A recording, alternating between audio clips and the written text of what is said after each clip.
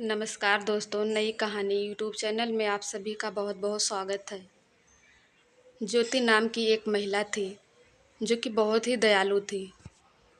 वह गरीब भले ही थी लेकिन किसी की सहायता करने में पीछे नहीं हटती थी। और यह बात उसके सासू माँ को बिल्कुल भी पसंद नहीं थी।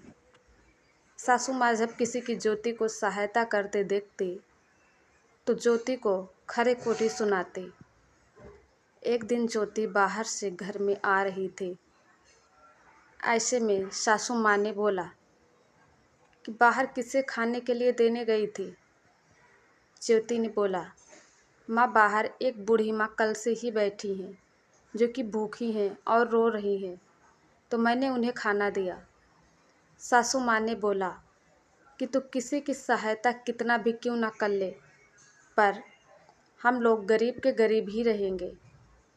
घर का अनाज भले ही ख़त्म कर ले। ज्योति को सासू माँ की ऐसी बात बिल्कुल पसंद नहीं आती थी। ज्योति ने बोला कि माँ, मुझे किसी की सहायता करना अच्छा लगता है और मुझे भगवान पर विश्वास है, जो भी करता है अच्छे के लिए करता है। यह बात बोलकर ज्योति अंदर चली गई।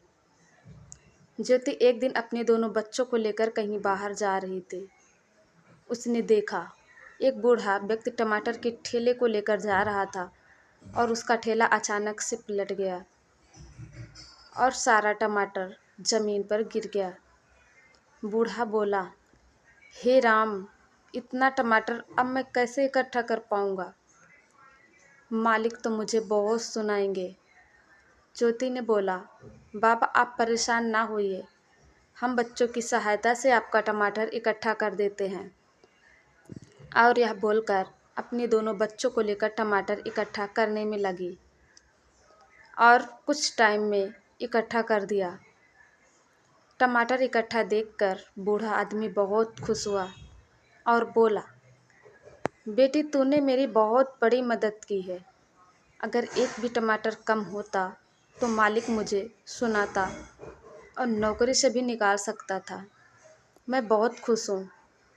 यह बोलते हुए ज्योति से थैला मांगा और उसे एक थैला टमाटर भरकर दे दिया। ज्योति ने बोला, अरे यह क्या बाबा, आपके टमाटर कम हो जाएंगे।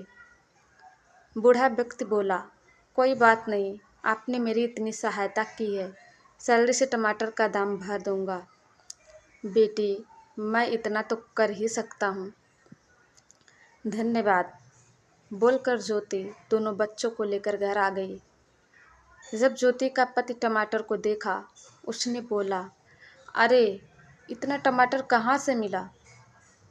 ज्योति चुप ही रही। दोनों बच्चे ने सारी बात बता डाली। ज्योति की सासू माँ ने कहा, चलो कभी तो किसी का भला करने के बाद तेरा खुद का भला हुआ। रात को अचानक बादल छाया और तेज बारिश हुई। सुबह होते ही ज्योति से उसके पति बोले कि ज्योति, अगर घर में बेसन, तेल, प्याज हो तो कुछ पकौड़ा बनाओ, खाने का मन कर रहा है। ज्योति ने देखा तो घर में प्याज और आलू नहीं थे। पकौड़ा कैसे बनाती? उसने पति से बोला कि प्याज आलू तो घर में नहीं है। पति ने बोला, कोई बात नहीं, रहने दो। यह बात ज्योति सोचने लगी कि कितना मन से इन्होंने पकौड़े बनाने को बोला। तैसे ही उसकी नज़र उस टमाटर की थैली पर पड़ी। उसने बेसन घोला और टमाटर का पकौड़ा बना डाला और पति के पास ले गई। पति ने बोला, तुम तो बोल रही थी कि घर में सामान ही नहीं है। ज्योति ने बोला, हाँ, मैंने टमाटर के पकौड़े बनाए हैं। आप चखकर बताइए ना कि कैसा बना है। पति ने चखा तो बहुत ही स्वादिष्ट टमाटर का पकौड़ा था। पति ने खूब तारीफ की। रात हुआ, ज्योति सो रही थी। अचानक से उसके मन में एक आइडिया आया। सुबह होते ही उसने पति से बोला कि आप भी काम पर चले जाते हैं मम्मी जी भी मंदिर चली जाती हैं, बच्चे भी खेलते हैं या तो मम्मी देखती हैं। काम करने के बाद मैं खाली ही हो जाती हूँ। गांव में लोग आलू बैंगन और प्रकार के पकौड़े बनाते हैं, लेकिन टमाटर का पकौड़ा कोई नहीं बनाता। अगर आप कहिए तो मैं टमाटर के पकौड़े का ठेला लगा लूँ, इससे आपको भी मदद हो जाएगी। ऐसे ही में सासू माँ ने बोला कि अब यही रह गया करने को। ज्योति ने बोला, माँ, गांव की औरतें भी तो दूसरों का काम करने जाती हैं, मैं तो फिर भी अपना ही काम करने को बोल रही हूँ। ज्योति के पति ने बोला, ठीक है, जैसी तुम्हारी इच्छा। मुझे तुम पर पूरा विश्वास है कि तुम कुछ अच्छा ही करोगी। यह बोलकर पति काम पर चला गया। सासू माँ ने नाक सिकोड़ा, लेकिन पति ने साथ दिया। ज्योति ने चौराहे पर ठेला लगाया और पकौड़े बेचने लगी। शुरुआत में लोगों ने बहुत उल्टा सीधा सुनाया, पर ज्योति ने किसी की बात पर ध्यान नहीं दिया। कुछ लोगों ने सोचा, चलो देखते हैं कैसा पकौड़ा बनाती है, और उन्हें टमाटर का बनाया पकौड़ा बहुत पसंद आया।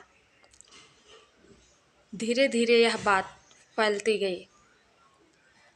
काफ़ी संख्या में लोग उसकी दुकान पर आने लगे।